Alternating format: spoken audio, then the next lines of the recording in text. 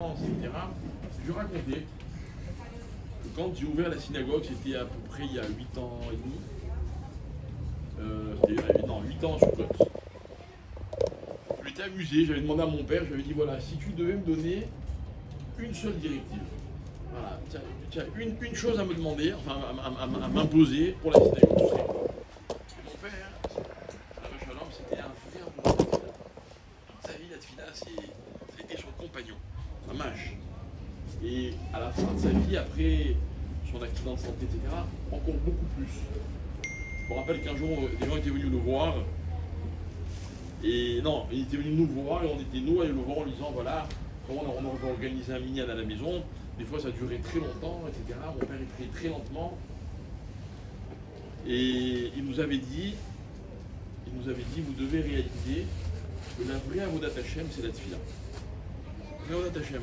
Parce que bon, on fait les mitzvot, etc. On est pris dans l'action, entre guillemets, j'ai envie de dire, c'est facile. Mais la tefila, c'est arrêter toute sa vie pendant un moment, essayer de ne plus penser à quoi que ce soit et parler avec Hachem. Bon, bref. Donc moi, je m'attendais à ce qu'il me donne des conseils ou des directives par rapport à la tefila.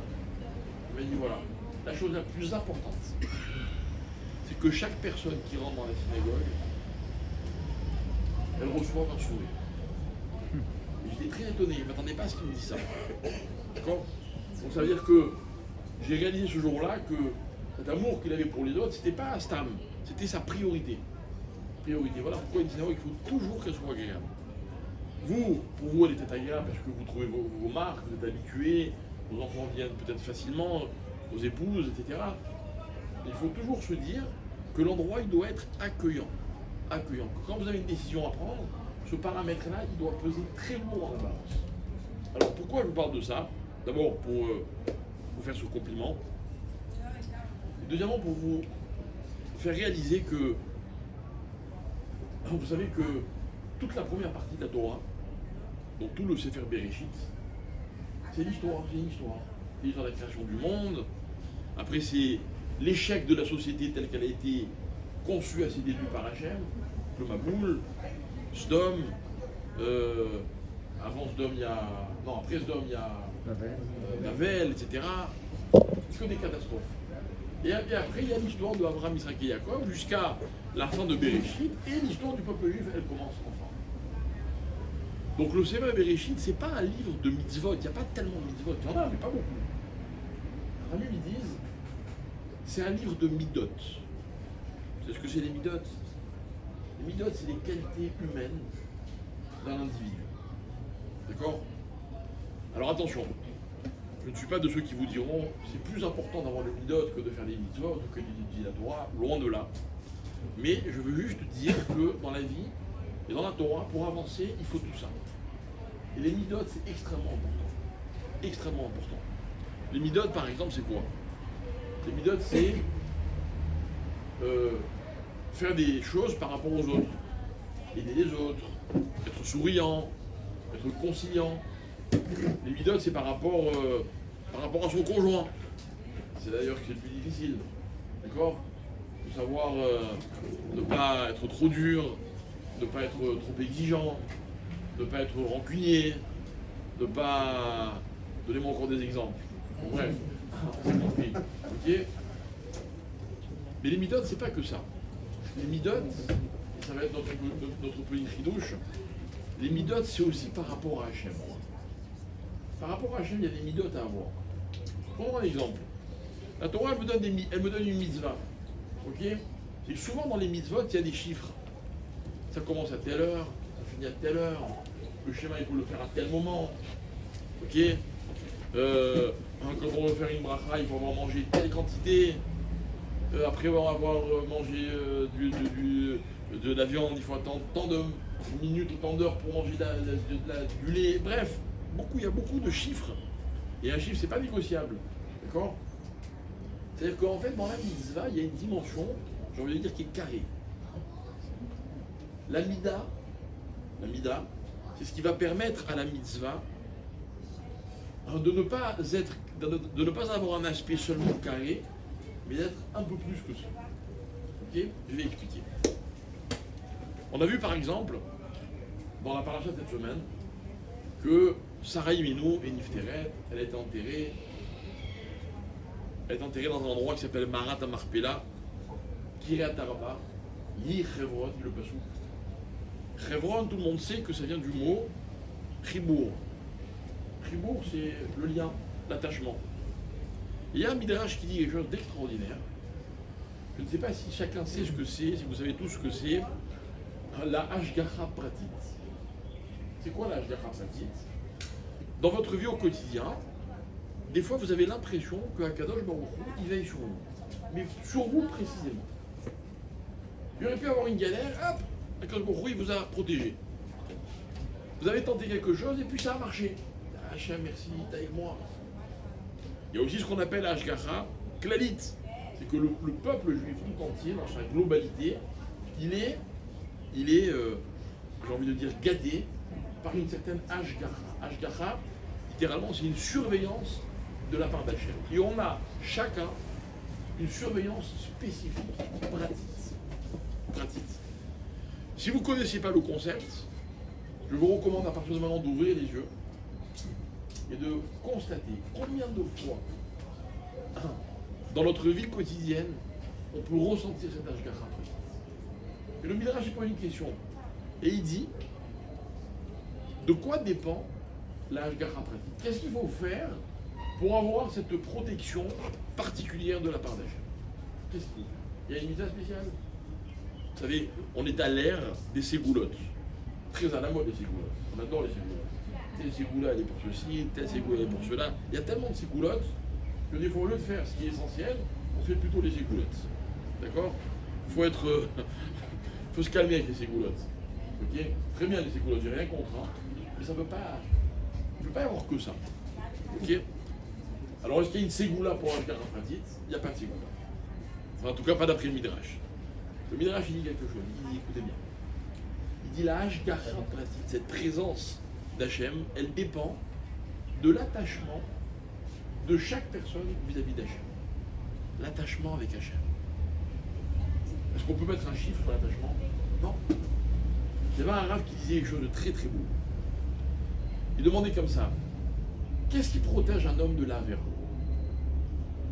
Est-ce que ce qui protège un homme de la Avera, c'est son amour pour Hachem ou c'est sa crainte d'Akadosh Baruch Hu? D'après vous? Les deux, la crainte. Si c'était les deux, j'aurais pas posé la question. Enfin, évidemment que c'est les deux, mais lequel plus?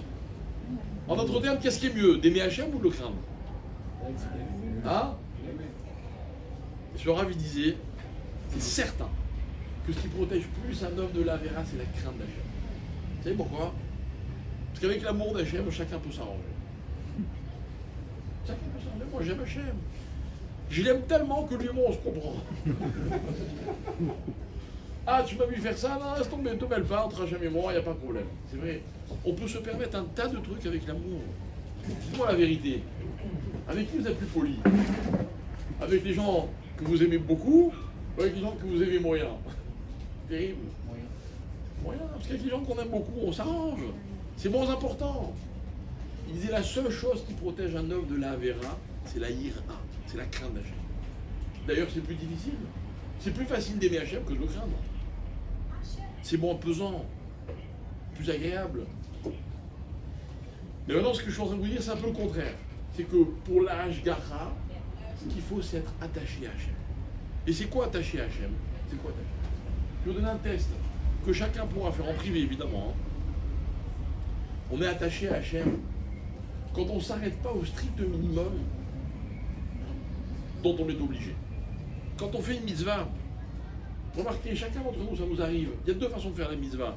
Il y a à faire la mitzvah juste ce qu'il faut. Je veux dire non, je vais rajouter un peu. Est-ce que j'ai deux offices, les deux qui sont à équidistance de chez moi? Il y en a un qui met 10 minutes de plus. Où je vais aller? Ici. Où je vais aller? Ici. Moi aussi, chaque fois, il y a des gens qui me disent ah non, moi je viens pas chez toi, c'est trop long. J'adore ce compliment. J'adore ce compliment.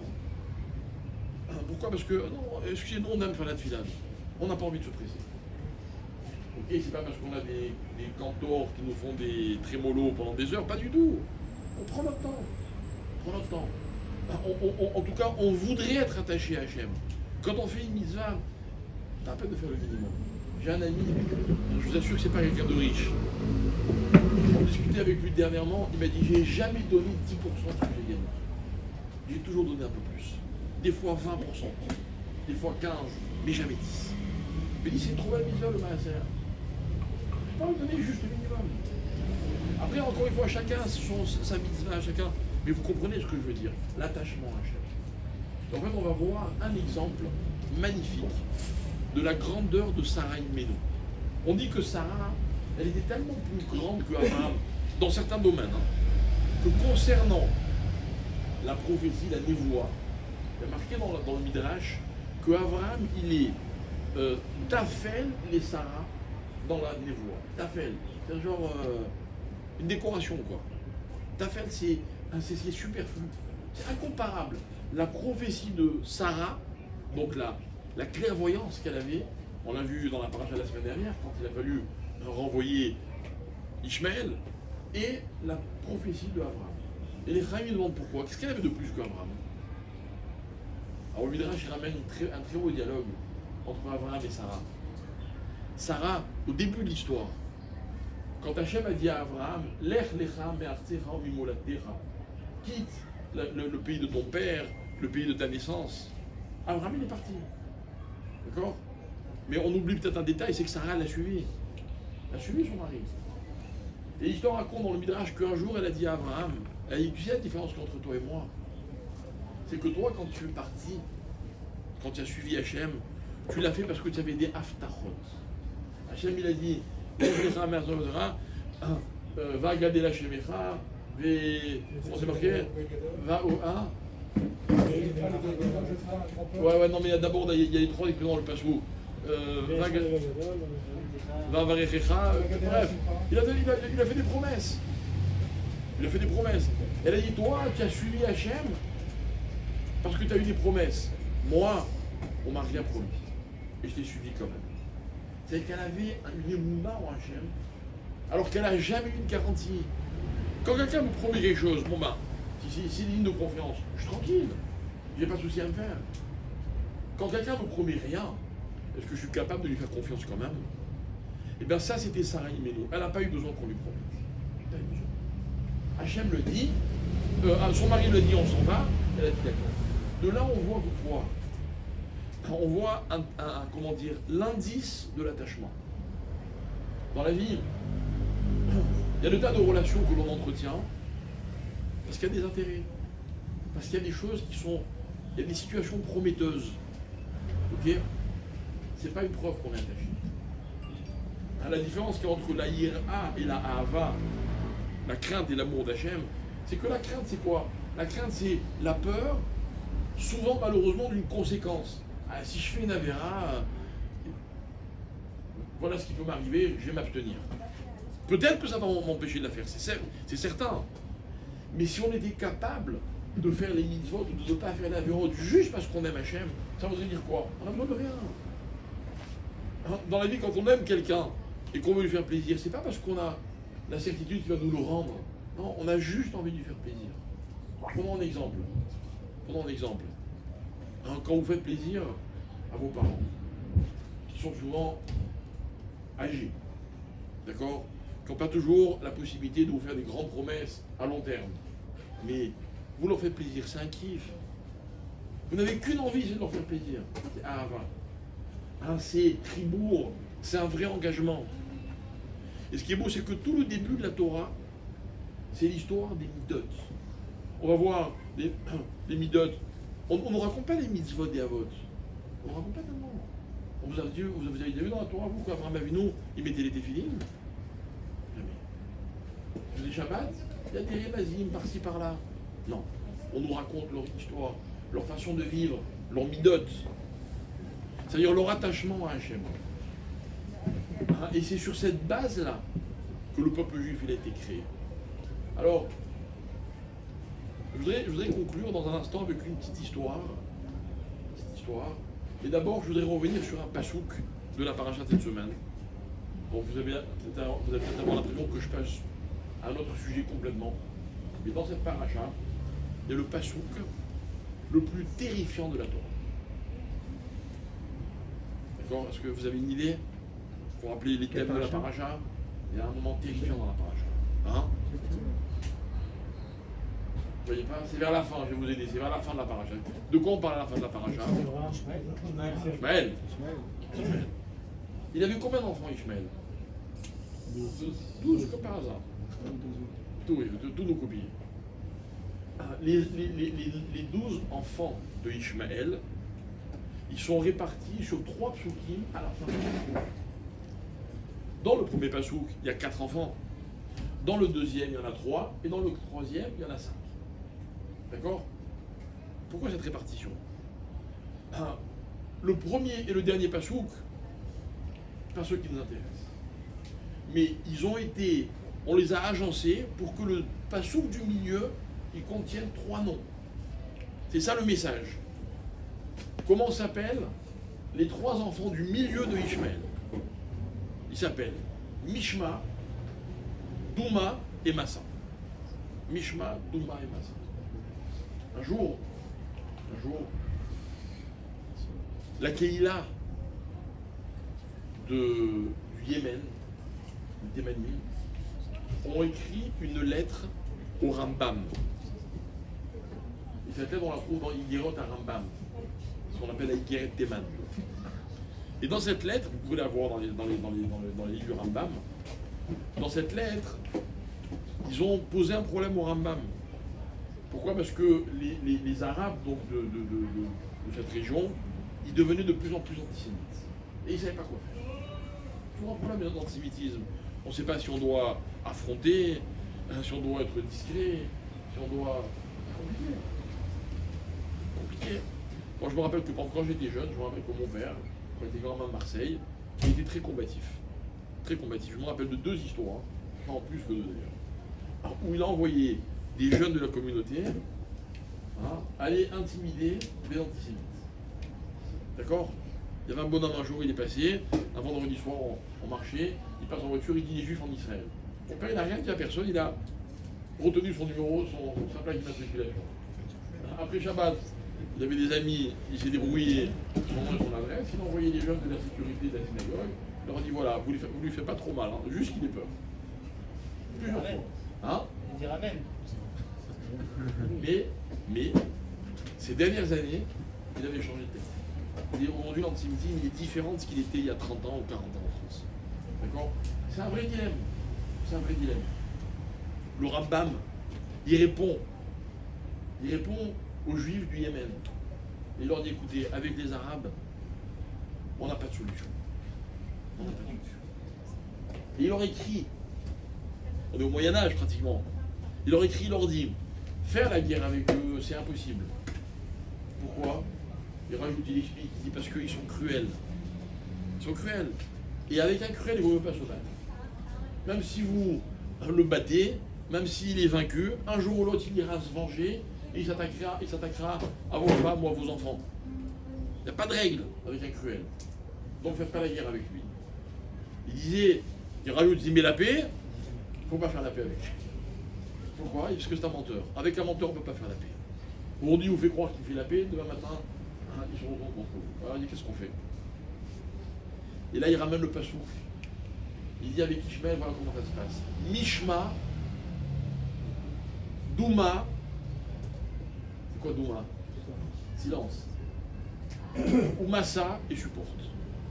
Écoute, tais-toi et supporte. Voilà ce qu'on fait avec Ishmaël. Statu quo. Hein? Statu quo. Ouais, tais-toi. Supporte, il n'y a pas le choix.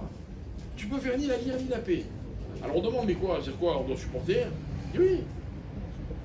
La logique, regardez comme elle est limpide. Dans la paracha de la semaine dernière, on nous raconte que Ishmaël a une mauvaise influence sur Israël, n'est-ce pas? Sarah, elle voit ça, il dit il faut le renvoyer. Elle va voir Ishmaël, Ishmaël il n'est pas content. Abraham, pardon, il n'est pas content. Va yera davar meod, béné Abraham. Il était très contrarié. Il ne voulait pas qu'on renvoie Ishmaël. Alors Hachem intervient et lui dit Kol Asher Tomar Elecha Sarah, Shema Bekola. Écoute ce que te dit Sarah. Donc il renvoie Ishmaël. Dites-moi, j'ai une question à vous poser. Dans une classe, il y a un enfant qui perturbe. Il empêche les autres de travailler. Les enfants sont là pour travailler, n'est-ce pas?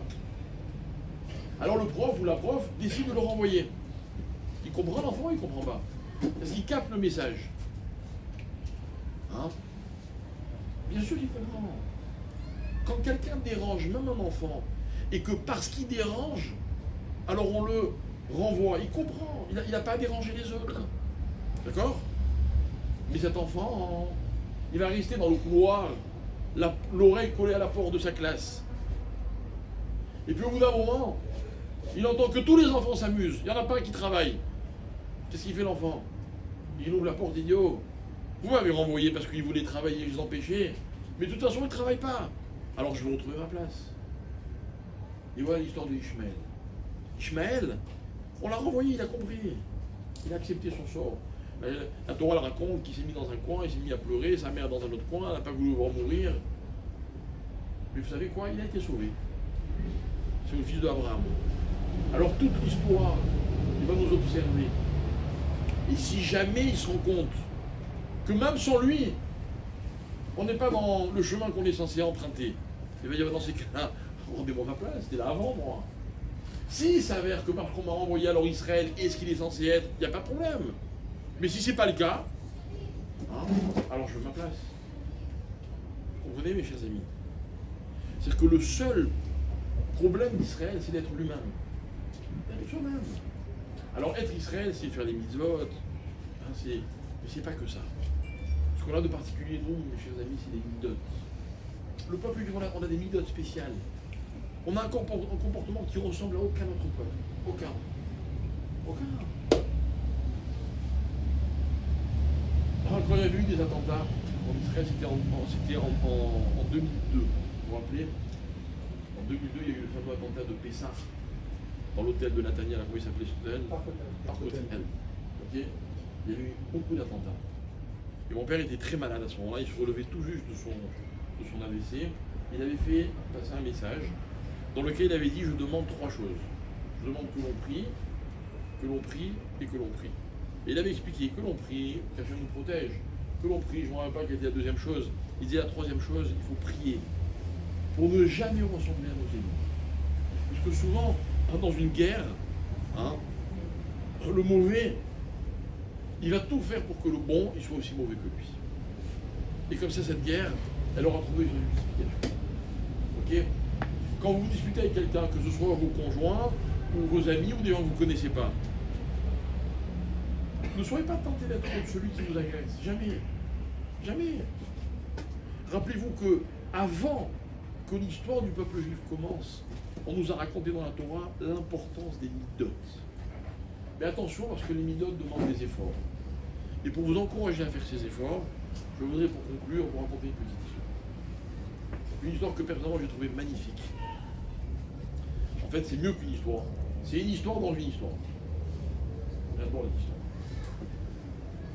Alors ça se passe comme ça se passe, je ne sais pas dans quelle ville, dans laquelle le rabbi de Rougine, Rabbi Israël Mirougine, il devait se trouver dans cette ville-là. Vous savez comment c'est chez les Hasidim, quand un rave, le rabbi, le rébé, il arrive dans une ville, alors toute la ville se mobilise et on le reçoit avec tout le faste dont il est digne, et les gens défilent sans arrêt pour aller lui rendre visite, recevoir des brachot, etc. Bref, on décide de loger le rave dans la maison d'un homme qui avait apparemment des moyens, qui avait une très belle maison, etc. C'était Michoubad, et donc c'était le kavod pour le rave d'être reçu dans cette maison. Donc le Baal-Baïd, évidemment, était très très flatté. Il fait nettoyer sa maison de fond en comble, la maison elle brille, les tapis sont brossés, tout est impeccable. Et le rave arrive enfin, le Baal-Baïd et son épouse sont fous de joie, etc. Et le lendemain matin, à la première heure, commencent à défiler tous les chassidim qui voulaient s'approcher, qui voulaient approcher le rabbi. Les chaussées, à l'époque, n'étaient pas goudronnées comme aujourd'hui. On était en plein hiver, il y avait de la boue partout. Chacun qui rentrait dans la maison, il rentrait avec sa boue et il salissait un peu plus et la maison et les tapis. Et le Baal-Baïd, pendant les premières heures de la journée, il voit ça dépité, mais il se contient. Et au fur et à mesure que la journée avance, ça devient de plus en plus insupportable. Et voilà que, cerise sur le gâteau, à un moment débarque une équipe de chassidim qui venaient apparemment de loin. Leurs chaussures étaient complètement crottés, ils rentrent dans la maison, ils mettent de la boue partout, les tapis, et là ils craquent, il leur fait une réflexion, etc. Bon, l'incident, comment dire, se calme, et la journée continue. À la fin de la journée, le rabbi, donc la maison a été remise en état, les invités sont partis, etc. La maison est de nouveau propre, il avait apparemment du personnel. Et le rabbi, il appelle le balabéi, il dit ça va, tu vas bien, allez, bonne journée. Et avant qu'il réponde, il dit je vais te raconter une histoire. C'est l'histoire d'un homme qui était extrêmement pauvre, très pauvre. Il vivait dans une bicoque qui était vraiment insalubre, dans laquelle il pleuvait, le parterre c'était de la boue. Et il avait pas de quoi nourrir sa femme et ses enfants. Et en plus, il hébergeait chez lui ses parents qui étaient âgés, malades. Et vraiment, il ne s'en sortait pas du tout. Et régulièrement, dès que le temps permettait, parce que c'était un endroit où il pleuvait beaucoup, dès que le temps le permettait, il allait dans la ville la plus proche, mais qui était quand même à plusieurs heures de marche, et il essayait de faire du troc, trouver une marchandise qu'il pouvait revendre à l'autre bout de la ville, un peu plus cher, etc. Donc un jour, il va dans cette ville, il va au marché, et il cherche, il avait quelques petites pièces dans sa poche, il trouve rien. Rien qui puisse se payer dans l'espoir d'en retirer un petit bénéfice de quelques sous. Dépité, en fin de journée, il n'a pas où aller. Il n'est pas question de rentrer chez lui quand il fait nuit. Le seul endroit où il a une chance d'être accueilli, c'est à la synagogue. Et en effet, il rentre dans la synagogue qui était ouverte et il se croit seul dans la synagogue. Il s'approche du Aron HaKodesh et il se met à pleurer. Et il dit Hachem, jusqu'à quand? Combien tu m'éprouves? Ma femme, mes enfants, mes parents, aide-moi, il faut que je les nourrisse. Et il pleure, et il pleure, et il pleure. Et puis dans la synagogue, il y avait un autre monsieur qui n'avait pas remarqué. Au bout d'un moment, n'en pouvant plus de le voir pleurer à chaudes larmes comme ça, il s'approche de lui, il dit mon frère, raconte-moi, qu'est-ce qui t'arrive? Alors il dit ok, et puis comme il est dans l'ambiance de prier, il s'épanche et il raconte toute sa vie à cet homme qui est vraiment très attristé. Et cet homme lui dit écoute, je suis vraiment désolé, je suis vraiment pas riche, je peux pas faire grand chose pour toi, la seule chose que je peux faire, c'est te prêter. Il avait dans sa poche une somme de 3 petites pièces, on a des shillings, je sais pas comment on appelle ça, ok. Il m'a dit voilà, je t'ai prête, essaie de t'acheter une marchandise, en plus de ce que tu as défilé déjà, et tu me les rendras à l'occasion. Et il rajoute, il dit écoute, et d'ailleurs, ce que je peux aussi te proposer, c'est de venir chez moi, ne dors pas dans la synagogue, viens chez moi, il le reçoit, il lui prépare un bon lit, il lui donne à manger. Donc l'autre est regaillardi, le lendemain matin, il va au marché, et en effet, avec les 6 pièces qu'il avait, avec les 3 pièces qu'il avait, pardon, plus sa monnaie, il achète une petite marchandise. Un moment plus tard dans la journée, ailleurs dans un autre coin de la ville, il trouve preneur, et il a fait son bénéfice, il a doublé sa mise. Très content, il va voir son bienfaiteur, et il dit voilà, je vais te rendre des 3 pièces. Et l'autre lui dit, n'en est pas question. N'en est pas question. D'abord, je te refais un peu. Avec les 6 pièces que tu as, achète de quoi manger, de quoi nourrir ta famille, rentre chez toi, et quand tu reviendras, si Dieu veut, tu auras l'occasion de me rendre ces 3 pièces. Très ému, il va au marché, il achète des sacs de farine, des sacs de pommes de terre, de sucre, de je sais pas quoi. Maintenant, il a un problème pour les transporter jusqu'à chez lui. L'autre, il lui dit, écoute, tu sais quoi? Je vais te prêter mon âne et ma charrette. Et à l'occasion, quand tu reviendras, tu me les rendras. Tout content, il prend l'âne et la charrette et il rentre dans son village. Malheureusement, en cours de route, l'âne dérape sur une plaque de verglas. Dans sa chute, il est entraîné vers le ravin qu'il y avait sur le côté. Il entraîne la charrette avec lui. Catastrophe. L'autre, il se retrouve coincé sous la charrette. Toutes ses provisions éparpillées. Je ne vois pas pourquoi vous rigolez. Okay. Bref, l'âne coincé avec sous l'attelage. Catastrophe. Et c'est pas terminé. Il se met à pleuvoir. Et l'autre, il est coincé sous la charrette. Il ne peut rien faire. À ce moment-là, passe un homme beaucoup plus riche, dans un magnifique carrosse, tiré par plusieurs chevaux, conduit par un cocher. Et cet homme, il voit l'accident. Il voit la charrette renversée, ou il entend des cris, ou je sais pas. Il se rend compte qu'il se passe quelque chose. Il dit à son cocher, arrête-toi. Il descend de son carrosse et il voit la charrette renversée, les sacs de provisions éparpillés, l'âne est coincé, etc. Vite, vite, il dit à son cocher, aide-moi, et vas-y, qu'il aide, et il relève la charrette, il décoince le bonhomme, l'âne miraculeusement n'a pas été blessé, le gars non plus, il a ramassé ses provisions, etc. Bon, finalement, il n'y aura pas de conséquences. Et puis, il voit quand même que l'homme est transi de froid, etc., couvert de boue. Il dit, tu vas où? Il dit, va dans tel village, c'est là-bas que j'habite. Il dit, bah, écoute, c'est quoi, c'est ma route. Voilà ce qu'on va faire, on va attacher ton âne et ta charrette derrière mon carrosse, et toi tu vas rentrer dans mon carrosse, tu vas te réchauffer, là il fait bon à l'intérieur, je vais te servir à manger, à boire, et je t'accompagne chez toi. Bon, et en effet, ils arrivent jusqu'à la maison de ce pauvre homme, et quand ils arrivent devant la maison, ils aperçoivent une scène épouvantable. Il y a devant la maison, sur le bord de la route, l'épouse, les enfants et les parents assis par terre, la main tendue, en train de demander l'aumône aux passants, dans l'espoir qu'ils puissent acheter de quoi manger pour survivre. Et cet homme, le riche, il voit ça, évidemment, il est tellement ému. Il lui dit, c'est ta femme et tes enfants? Il dit oui. Il dit, mais quoi, c'est encore plus grave que ce que tu m'avais raconté? Il dit oui, c'est la situation. Il sort une somme énorme de sa poche, 600 pièces d'argent. Il dit, prends cet argent. Je veux que tu t'achètes une maison, une vraie maison. Je veux que tu achètes une marchandise, que tu te lances dans les affaires et que tu nourrisses ta famille dignement. Alors le gars il dit, mais c'est gentil, mais je pourrais jamais te les rendre. Il dit, mais qui t'a parlé de me les rendre? C'est pour toi, je veux que tu redémarres et que tu t'occupes de ta famille dignement. Et il ne veut même pas que l'autre le remercie, il se sauve, leur chemin se sépare et ils ne vont plus jamais se recroiser. Et l'histoire se terminera sans que plus jamais ils ne se rencontrent. Mais au bout de quelques années, cet homme, le riche, il est mort. Et en mourant, il arrive dans le Olam Haba, et devant le Olam Haba, il y a un comptoir. Et devant ce comptoir, derrière ce comptoir, il y a les malachim qui sont chargés de donner la récompense ou de donner le châtiment en fonction des mérites.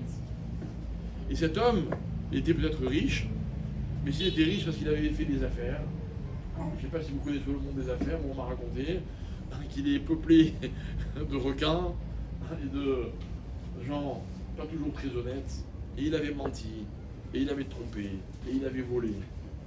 Et donc une horde de malachim noirs, dit l'histoire, je raconte, parce que tout ça c'est l'histoire qu'on raconte, Rabbi Israël de Rougine, vont accabler cet homme en disant cet homme il ne mérite qu'une chose, c'est le Gehinam. Et on cherche des mitzvot, on n'en trouve pas. Et son destin va être scellé d'une seconde à l'autre. Et tout d'un coup arrive un malach blanc. Et attendez. Cet homme, mais il a fait une mitzvah extraordinaire. Il dit, ah bon quoi? Il dit, il a sauvé un homme. Et il lui a donné une maison, un toit, et il lui a donné à manger. Mais c'est extraordinaire. Alors évidemment, on est content, et on prend cette mitzvah-là, et on la met sur le plateau de la balance. Mais malheureusement, l'autre plateau est encore beaucoup plus lourd. Et sa mitzvah ne fait pas pencher la balance du bon côté. Alors le malach blanc dit, attendez une seconde. Ne mettez pas que lui sur la balance, mettez aussi sa femme, et ses enfants, et ses parents. Ah oui, c'est vrai, alors on rajoute la femme, et les enfants, et les parents. Et tout doucement, le plateau, le mauvais, commence à monter, mais toujours pas assez. Toujours peu.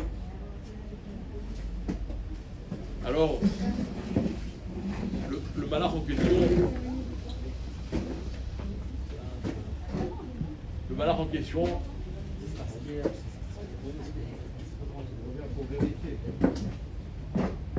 question, il leur dit, écoutez, j'ai une dernière chose à mettre sur la balance.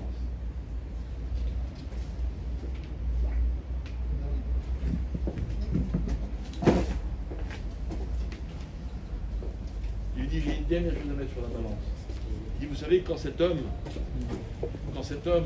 il est sorti de son carrosse, et il est allé sortir le pauvre du ravin, il s'est sali les chaussures, et il s'est sali les vêtements. Et quand il a ramené le gars dans son carrosse, était tout propre, il a sali son carrosse. Alors il leur dit, attendez, je vais ramasser toute cette boue et on va la mettre sur le plateau. Et quand on a mis la boue sur le plateau, qu'est-ce qui s'est passé? Eh bien, miraculeusement, la tendance est inversée et cet homme a gagné sa place dans le monde futur. Et voilà, mes chers amis, ce que je voulais vous dire. C'est que c'est ça l'effort dans la vie, on ne sait pas. On ne sait pas ce que vaut un effort. Vous comprenez bien que le Balabaït de Rabbi Israël de Rougine, il a clairement compris le message qui était venu lui délivrer. En disant, ils ont peut-être sali ta maison, mais sache que chaque grain de sable sera pris en compte dans le Olam Haba. Ben nous aussi c'est pareil. Et pour moi c'est ça les midotes, vous voyez mes chers amis. Les midotes c'est outre les mitzvot que l'on accomplit, le cœur qu'on y met, que personne ne peut comptabiliser. Akadosh Baruch Hu, lui, il sait les comptabiliser. Akadosh Baruch Hu, il sait l'effort et la joie et l'attachement que l'on met dans nos mitzvot. Et voilà pourquoi la Hashgacha pratit, elle dépend de notre attachement. Parce qu'il n'y a qu'Hachem qui sait prendre ça en compte.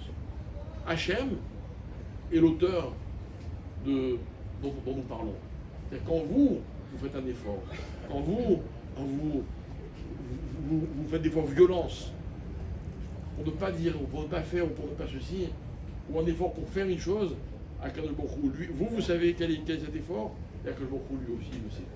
Alors si je veux que... Je n'ai pas trouvé de m'accord, je sais que c'est connu, mais je n'ai pas trouvé de m'accord. Mais hein, l'idée c'est quoi? Enfin, comme disait Laura tout à l'heure, c'est qu'on a un mois dans lequel il se passe rien. Okay, alors on en profite pour le remplir en disant, attendez, la Torah, on n'a pas envie de s'en séparer. Vous voyez ça, c'est marqué nulle part. Pas une mitzvah. Une mitzvah homologuée. Okay, c'est un effort, c'est un attachement que l'on veut exprimer à travers cet acte-là. Okay, l'attachement, eh ben, c'est souvent ce qui fait toute la différence. Et justement, mon père à la Vachon, il disait toujours que le mois de Cheshvan, c'est un mois vide, parce qu'on a besoin d'un mois vide dans l'année. Vous savez pourquoi? Pour le remplir chacun à sa manière. Pendant les autres mois, surtout le mois de Tishri, on n'a pas le temps d'exister personnellement. On fait vite les mitzvot les unes après les autres. Mais quand derrière on a un mois dans lequel il n'y a rien, bon, on va voir comment chacun, lui, il est attaché et il remplit ce mois-là. Entre parenthèses, il avait choisi à l'époque, où il était en France, d'organiser le Yom HaTorah. Il avait dit, je veux qu'il soit ce Yom HaTorah se déroule au mois de Cheshvan. Et tous les Yom HaTorah ont toujours été en Cheshvan. C'est un mois qu'il fallait remplir, disait-il.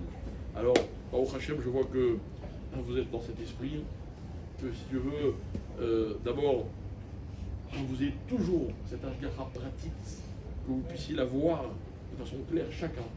Ça voudra dire aussi que vous avez ce chibour, cet attachement qui est tellement important, que vous ayez aussi une Hashgacha klalit, cette qui là, continue à se développer et continue à permettre à beaucoup d'en profiter. Voilà. Je vous souhaite de tout cœur d'être exploité par le maximum de gens. Quand on dirige une communauté, même quand on y participe et qu'on y met du sien, on a toujours l'impression qu'il y a beaucoup de gens qui sont là pour profiter, qui eux sont pas prêts à s'investir comme nous, que c'est pas juste. Quand un jour j'en ai parlé à mon père, il m'a dit, mon fils, si tu n'es pas capable d'accepter cette chose-là, ne sois pas rapport, c'est pas la peine. Pas la peine. Mais en vérité, moi j'ai compris en le regardant que c'est un privilège d'être exploité. C'est un privilège. Vous aimeriez pas être milliardaire et que tout le monde puisse vous exploiter? Vous aimeriez, n'est-ce pas? Ben pour être exploité, il faut avoir des moyens. C'est pas un chiffre, hein, les moyens. Hein. Il faut avoir de la santé. Il faut avoir de quoi être exploitable. Ben, c'est ce que je vous souhaite. Et si vous êtes exploité avec le sourire, alors ceux qui vous exploitent, ils comprendront que c'est quand on est exploité qu'on est heureux. Ce sera à l'infini. Et c'est tout à fait l'histoire de Avraham, Yitzhak, Yaakov et de Sarah, Rivka, Rachel et Léa. Il y a des gens qui pensaient qu'aux autres, qui cherchaient qu'à faire des mitzvot, l'Arnatochim, le Chesed, chacun à sa façon. Et que Bezrat Hashem, non seulement nous, on soit capable d'étudier et de faire les mitzvot comme il faut, mais on soit capable aussi d'avoir leur midot, leur personnalité. Et si c'est le cas, Bezrat Hashem, on n'a pas le moindre souci à se faire de n'importe quel autre peuple, parce que personne ne pourra jamais nous égaler, ni prendre notre place, ni la trouver des fois vacante. Ils verront qu'on est à notre place, dans notre rôle, et bien c'est comme ça qu'on sera avancé. Et Chodesh Tov d'avance pour le mois de Kislev qui arrive à grands pas.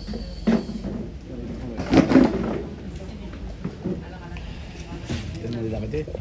Il m'a dit que